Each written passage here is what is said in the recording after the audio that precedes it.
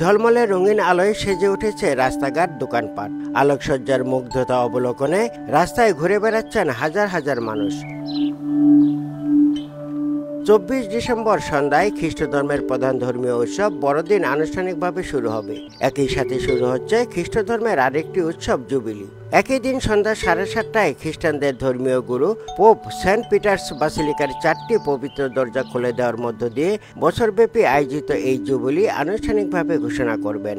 চলবে 26 সালের 6 জানুয়ারি পর্যন্ত। কথিত রয়েছে, ভ্যাটিকান সিটির দরজাগুলোর মধ্য দিয়ে প্রবেশ করলে সারা জীবনের পাপ মোচন হবে। জুবিলি এবং বড়দিন উদযাপনে রাজধানী রোমে হাজার হাজার পর্যটকের সমাবেশ ঘটেছে। রাজধানী রোমের বিভিন্ন স্থাপনায় আলোকসজ্জা ছাড়াও ক্রিসমাস ট্রি স্থাপন করা হয়েছে। বড়দিন এবং জুবিলি উদযাপনে প্রস্তুত বলে জানান ইতালীয়রা।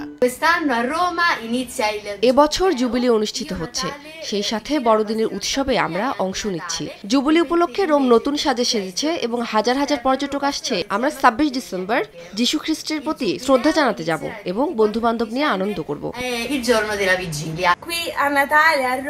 এবারও অন্যান্য বছরের মতো বড়দিনে আলোকসজ্জা করা হয়েছে। প্রতিটি বাড়ির বেলকনিতে সাজানো হয়েছে নানা রঙের আলোয়। আমরা দিনটিকে আনন্দের সাথেই উপভোগ করব।